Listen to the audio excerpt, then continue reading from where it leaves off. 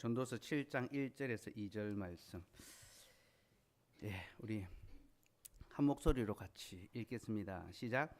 좋은 이름이 좋은 기름보다 낫고 죽는 날이 출생하는 날보다 나으며 초상집에 가는 것이 잔치집에 가는 것보다 나으니 모든 사람의 끝이 이와 같이 됨이라. 산자는 이것을 그의 마음에 둘지어다. 아멘. 오늘 솔로몬이 초상집에 가는 것보다 잔치집에 가는 것이 더 낫다라고 우리에게 권면하고 있습니다. 지난 한 주 저는 초상집에 있었습니다. 아버지의 장례를 한 주간 치렀고요. 그리고 월요일에는 우리 예원이 친구 아빠가 돌아가셔가지고, 예원이 짝인데 아빠 나이가 41살이더라고요. 돌아가셔서 예원이하고 또 엄마는 장례식장에 갔어요. 근데 더 좀 안타까운 것은 엄마가 2년 전에 암으로 돌아가셨더라고요. 그래서 할아버지 할머니하고 아빠하고 같이 이제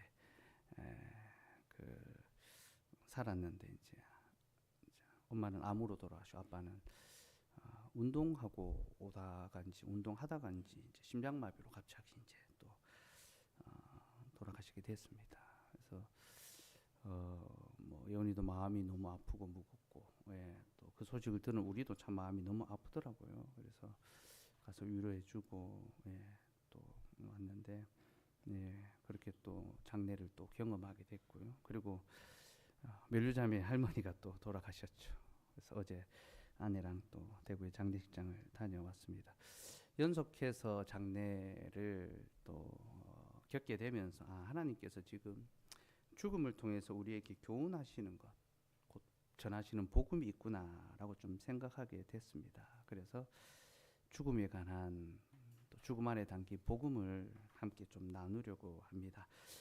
솔로몬이 초상집에 가는 것이 잔치집에 가는 것보다 더 낫다라고 하는 것은 모든 사람의 끝이 이와 같기 때문이죠. 모든 사람이 이와 같다. 그 끝이 초상집, 그 죽음으로 끝난다라는 거죠. 그래서 잔치집은 이제 결혼식을 말하는 겁니다. 기쁨과 축제, 새로운 인생의 출발이죠, 그죠? 모든 인생은 다 축제를 원합니다. 잔치를 즐기기를 원합니다. 하지만 축제로 잔치로 시작하는 인생이 끝은 결국 죽음으로 마친다는 거죠. 한 집안에 아이가 태어나면 잔치를 벌이죠. 돌잔치하고 축하하고 합니다. 그러나 모든 인생의 마지막은 죽음, 장례식으로 그렇게 잔치로 시작해서 장례로 마치는 것이 인생에 있던 그 과정입니다. 저는 이게 이 창조의 역사, 하나님께서 우리에게 주신 그 인류의 역사의 그 과정이라고 생각합니다. 성경은 잔치로 시작했죠. 결혼식의 잔치, 에덴의 동산에서. 그러나 장례식으로 마칠 수밖에 없는 것이 인생의 본질입니다. 그래서 솔로몬은 이것을 항상 마음에 두라. 산 자는 이것을 그의 마음에 둘지어다. 살아있는 자. 이 살아있는 자를 신자로 봐도 됩니다. 신자는 결혼식장에 가는 것보다 초상집에 가기를 더 좋아해야 됩니다. 인생의 본질이 무엇인지를 깨닫고 항상 우리도 이어갔다는 것을 마음에 두어야 하기 때문이죠. 그래서 죽음을 기억하며 살아가야 됩니다. 메멘토 모리라는 말이에요. 로마 속담이죠. 라틴어인데 죽음을 기억하라. 메멘토 기억, 모리 죽음이죠. 죽음을 기억하라. 성경만이 아니라 이제 인생사에서도 다 죽음을 기억하라고, 죽음 앞에 인생이 겸허해지기를 요청하고 있습니다. 근데 이 메멘토 모리, 죽음을 기억하라는 것은 무엇보다도 하나님의 명령입니다. 하나님께서 우리에게 죽음을 기억하라 합니다. 왜 죽음을 기억하라 하실까요? 첫째는 이 죽음의 기원이 무엇인지를 기억하라는 거죠. 죽음이 어디서부터 왔는가? 죽음 안에 담겨 있는 첫 번째 복음은요, 이 죽음이 무엇으로부터 시작하는가를 가르쳐 주는 겁니다. 여러분, 죽음이 무엇으로부터 시작합니까? 어디로부터 왔습니까? 바로 죄로부터 왔죠, 그렇죠? 에덴의 동산, 거기는 죽음이 없었습니다. 그러나 거기 죽음이 시작했죠. 무엇 때문에? 죄로 말미암죠. 그러니까 하나님 앞에 죄를 범하는 것이 죽음이라는 것을 가르쳐 줍니다. 그래서 죽음을 기억하라는 것은 그 죽음의 슬픔을 기억하라는 것이 아니라, 인생 무상을 기억하라는 것이 아니라 우리의 죄를 기억하라는 것입니다. 우리가 죄인이다. 우리가 죄인이라는 사실을 기억하고, 그리고 우리가 죄인이기 때문에 죽음을 피할 수 없다는 것을 알라는 것입니다. 왜 모든 인생이 죽음을 피하지 못합니까? 다 죄인이기 때문이죠. 그게 진리입니다, 여러분. 우리는 죽음을 통하여 우리가 죄인이라는 사실을 똑똑히 기억해야 합니다. 둘째는 죽음의 비참함을 기억하라는 것입니다. 하나님이 죽음 안에 담아놓으신 복음의 두 번째 속성은요, 비참입니다. 여러분, 죽음은 모든 것을 비참하게 만듭니다. 여러분, 아름다운 죽음이란 게 있습니까? 그런 건 없습니다. 우리 멜류자매 할머니가 99세에 돌아가셨더라고요. 1926년생이랍니다. 야, 26년생. 예, 이제 일제 강점기 그 시대를 오롯이 이제 광복대, 예, 그 작년이었습니다. 예, 광복대 20대. 45년이니까 그 이제 19살, 20살. 유관순, 예, 할머니하고, 예, 거의 뭐 유관순 언니라고 부를 수 있는 진짜. 예. 근데 99세에 돌아가셨으니까 뭐 흔히 호상이라고 이야기하죠. 좋은 장례다, 호상이다라고 합니다. 근데 여러분, 좋은 죽음이 어디 있습니까? 호상이 어디 있습니까? 좋은 죽음이 있으면요, 다 죽으라고, 다 죽으려고 하겠죠, 그죠? 호상이란 말은 없습니다. 죽음은 그 자체로 비참한 것입니다. 나이가 많이 들어서 죽든 일찍 죽든. 예. 어제 그 장례식장 가니까 엘리베이터에 이제 그 돌아가신 분들 다 그 이제 정보가 다 이제 있더라고요. 예. 예. 멜류자매 할머니는 99세시고 그 옆에 할머니는 94세시고, 예. 그리고 80대 이제 중후반, 70대는 이제 명함도 못 내미는, 예. 저희 아버지 70대 돌아가셨는데, 예. 그만큼 이제 우리가 수명이 이제 늘어나는, 예. 점점 어떤 이제 이 땅에서 누릴 수 있는 것들을 조금 더 누릴 수 있는 그런 어떤 시대를 살아가고 있죠. 근데 그렇게 장수하고 또 흔히 천수를 누린다고 하죠. 그래도 죽는 것은 비참한 것입니다. 오래 살았다고 해서 죽음의 비참함이 가려지는 것은 아닙니다. 그리고 이 죽음의 비참은요, 우리에게 죄의 비참을 가르쳐 줍니다. 여러분, 인생의 죽음은요, 인간이 갖고 있는 죄가 얼마나 비참한지 이제 다시는 만날 수도 없고 다시는 무언가를 할 수도 없는 그 비참함을 죽음이, 예, 이 죄의 비참을 우리에게 보여줍니다. 저는 아버지의 죽음을 통해서 이것을 확실하게 확인했습니다. 아버지는 누구보다도 호인으로 살아오셨습니다. 좋은 분으로 주변에서 정말 칭찬받고 인정받는 삶을 사셨습니다. 제가 알기로, 예, 저희 아버지를 모르는 사람은 있어도 저희 아버지를 미워하는 사람은 없었습니다. 저희 아버지가 워낙 착하니까 이용해 먹는 사람들은 간간히 있었습니다. 그러나 저희 아버지를 욕하는 사람은 제가 본 적이 없습니다. 사고가 나서 형사를 만났는데 그 형사가 저한테 이렇게 이야기하더라고요. 이 인근에서 아버지 모종을 안 산 사람은 없다면서, 아버지 은혜를 안 입은 사람은 없다면서.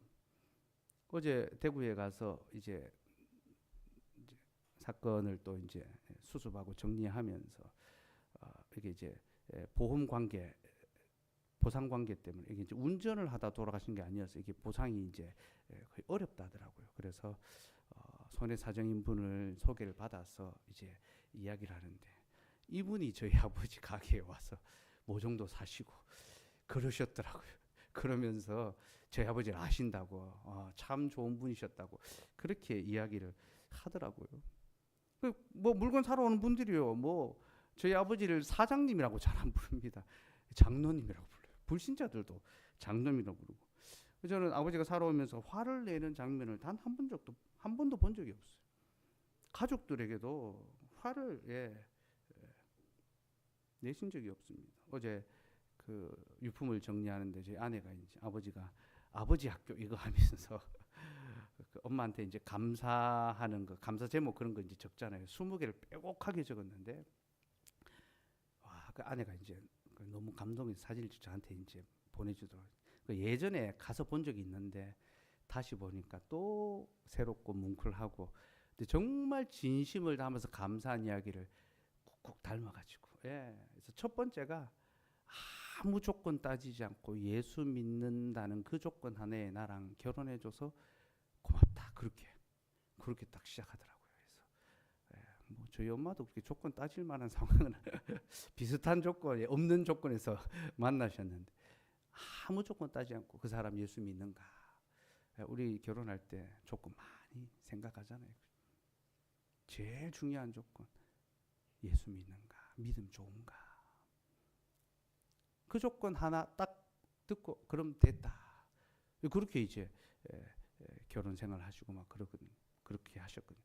근데 진짜 감사의 제목을 따박따박 그렇게 진심으로 적으셨더라고요. 그렇게 좋은 분으로, 호인으로 주변에서 인정받고 칭찬받는 그런 삶을 사셨습니다. 그러나 여러분, 그럼에도 불구하고 우리 아버지는 비참한 죄인입니다. 범죄한 죄인입니다. 이건 부정할 수 없는 사실입니다. 그러기에 아버지는 죽음의 비참을 피할 수가 없으셨던 겁니다. 죽음의 비참을 맞이할 수밖에 없었던 거죠. 여러분, 모든 인생은 죽을 수밖에 없으며 이는 모든 인생이 죄의 비참 가운데 빠져 있다는 것을 가르쳐 줍니다. 그렇게 죽음에는 첫째, 이 죽음이 어디서 왔는가? 죄로부터 왔다. 둘째, 이 죄가 얼마나 비참한가? 그 사실을 가르쳐 줍니다. 그런데 여기서 끝나면 안 됩니다. 진짜 복음은 세 번째 있습니다. 하나님 우리에게 죽음을 기억하라는 것은 바로 이 세 번째 복음 때문입니다. 이 세 번째 복음이 무엇입니까? 이 죽음 안에 생명이 약속되어 있다는 거죠. 그래서 신자에게 죽음은 재앙이 아니라 복입니다. 저주가 아니라 복음이라는 사실을 알아야 합니다. 저는 이것을 너무나 확실하게 이번에 깨닫게 됐습니다. 여러분, 모든 인생이 죽음을 맞이하는 것은 다 똑같습니다. 하지만 죽음 후에 맞이하는 것은 다릅니다. 히브리서 9장 27절 말씀 읽읍시다. 시작. 한번 죽는 것은 사람에게 정한 것이요 그 외에는 심판이 있으리니. 모든 인생은 죽습니다. 이것은 사람에게 정해진 것입니다. 하나님이 정하셨습니다. 정해진 것, 정하신 분이 있다는 거죠. 하나님이 정하신 겁니다. 그리고 그 후에는 심판이 있죠. 모든 인생이 가야 할 길입니다. 심판, 죽음 후에 심판이 있습니다. 그러나 우리 믿는 자들에게는 심판이 없고 영생이 있습니다. 요한복음 5장 24절 말씀.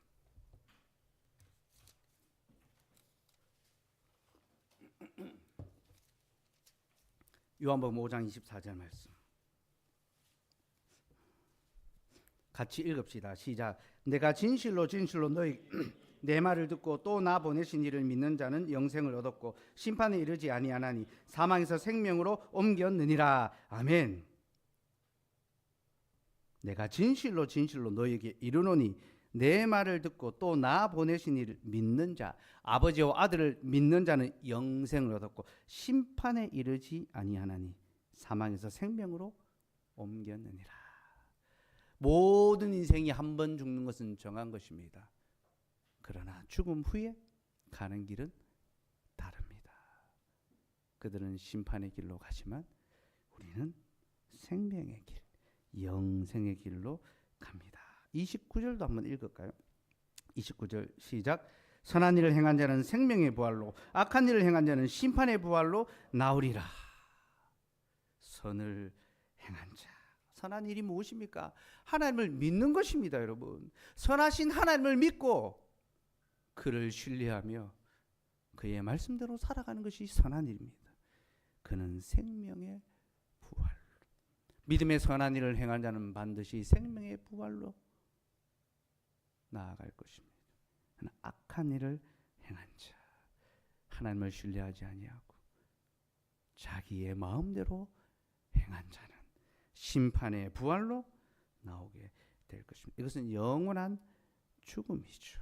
이렇게 우리 믿는 자들은 죽음 후에 가는 길이 다릅니다. 그러니 신자는요, 죽음을 대할 때에 믿지 않는 자들과는 다른 반응을 보여야 합니다. 데살로니가 전서 3장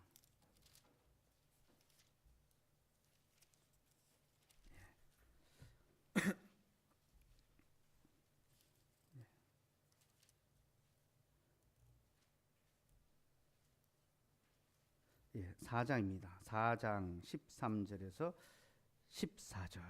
4장 13절에서 14절. 같이 읽읍시다. 시작. 형제들아, 자는 자들에 관하여는 너희가 알지 못함을 우리가 원하지 아니하니 이는 소망 없는 다른 이와 같이 슬퍼하지 않게 하려 함이라. 우리가 예수께서 죽으셨다가 다시 살아나심을 믿을진대 이와 같이 예수 안에서 자는 자들도 하나님이 그와 함께 데리고 오시리라. 자는 자들에 관하여는 너희가 알지 못함을 우리가 원하지 아니하노니 죽은 후에 부활이 있다는 거죠.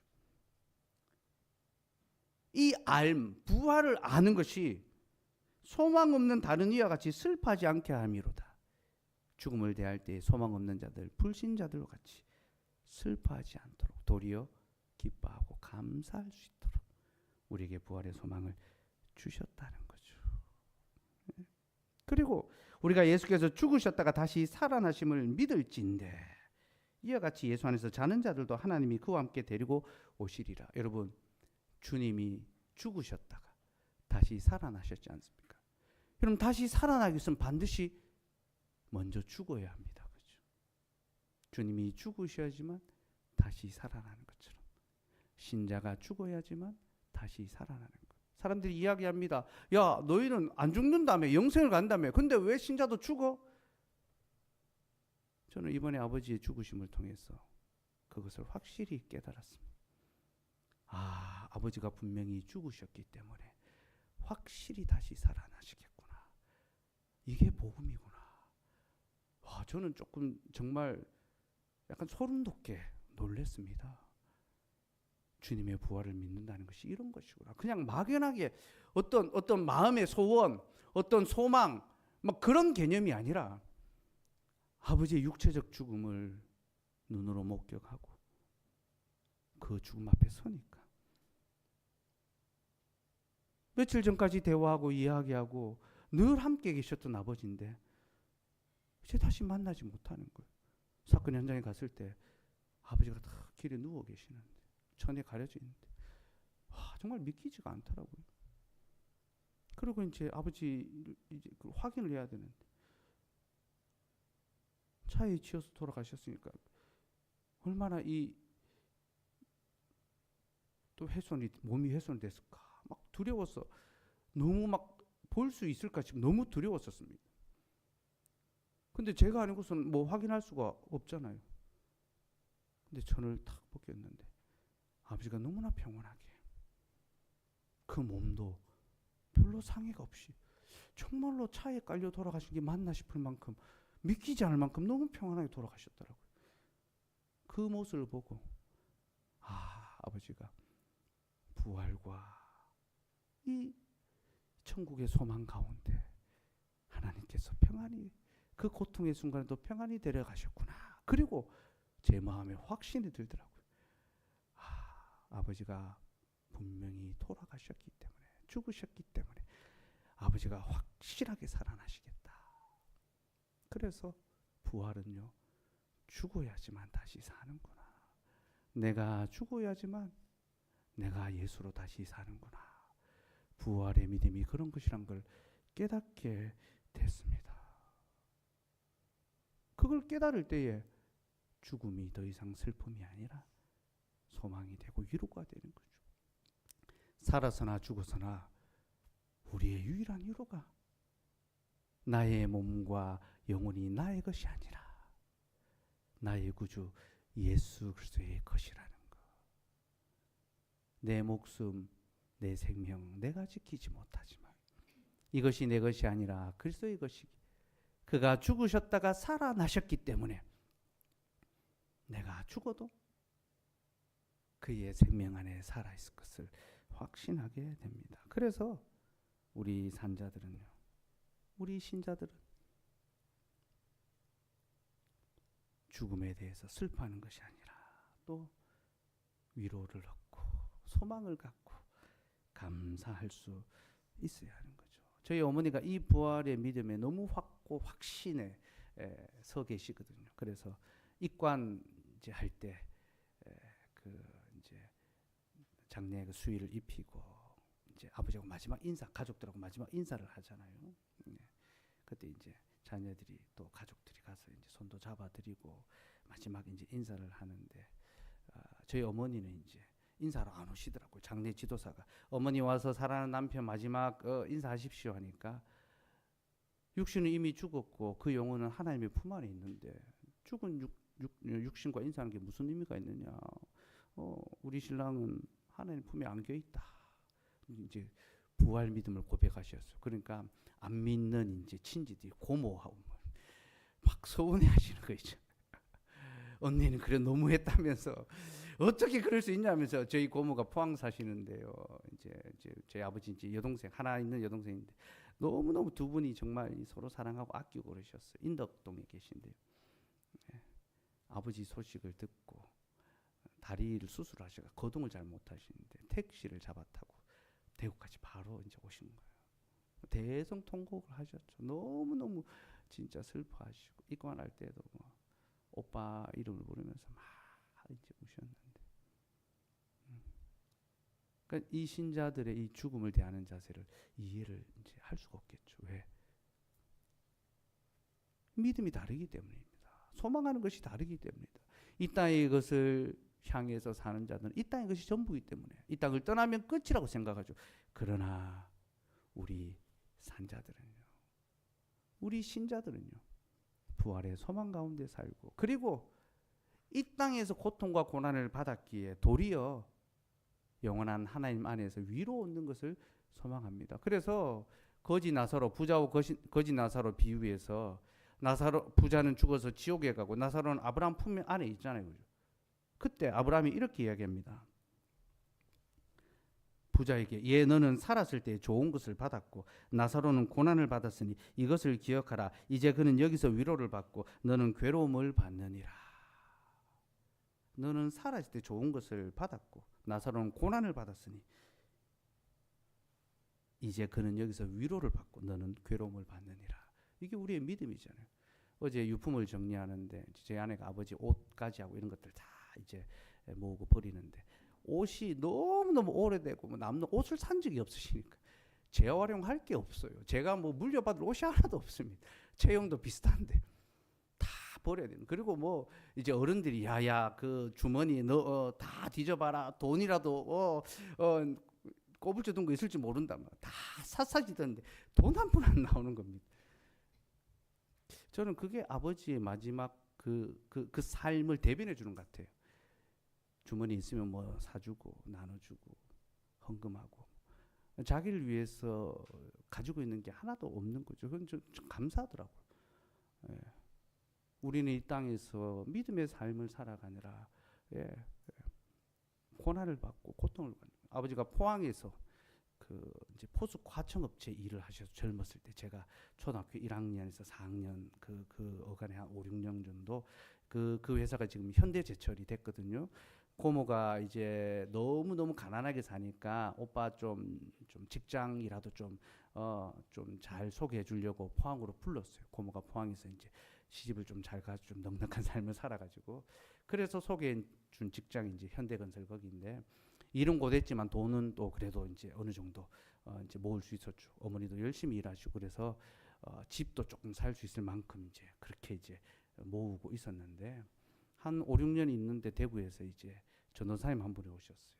엄마랑 평생 이제 그 스승 같은 전도사님, 그러니까 여러분한테 저 같은 이제 그런 여전사님이 오셔가지고 본인이 개척을 하는데 꼭 같이 하고 싶다고 막 그러는 겁니다.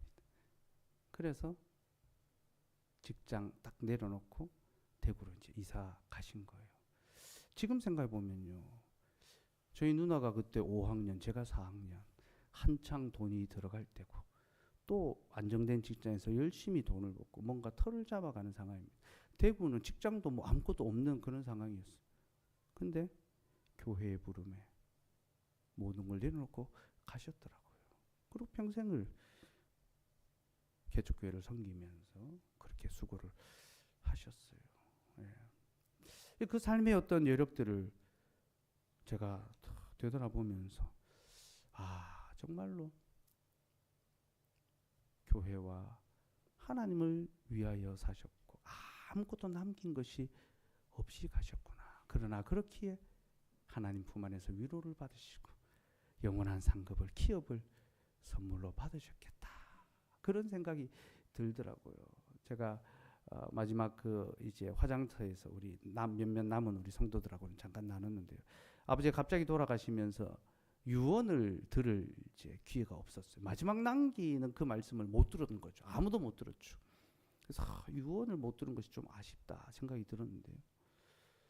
제가 부모님하고 늘 통화하면 엄마랑 이제 어머니랑 이제 통화하면 막 이런저런 이야기, 어머니는 뭐 사돈의 팔촌 이야기까지 막 다 하십니다. 막 그렇게 이제 한창 이야기를 들으면서 정신을 잃을 때쯤이면 아버지한테 바꿔주십니다. 아들 전화 받으라고 막. 예, 그럼 아버지 딱 받아가지고 딱 세 마디를 하십니다. 나는 괜찮다. 내 걱정하지 말라는 거죠. 그리고 둘째는 그래 교회 잘 섬기면 된다. 교회 잘 섬기라고 하셨어요. 그 셋째 사랑한다 하고 탁 끊으셨어요. 경상도 남자의 그 세 마디 늘 그 이야기만 하셨어요. 근데 가만히 생각해보니까 그게 유언이더라고요. 나는 괜찮다. 지금 아버지 품 안에서 나는 괜찮다. 내 걱정하지 마라. 내 걱정하지 마라. 나는 괜찮다. 교회에 잘 섬겨라. 하나님이 불러주신 그 교회 늘 이제 교회 잘하면 그거 내한테 하는 거다. 교회 잘해라. 교회를 잘 섬겨라 말씀하시고 그래 사랑한다.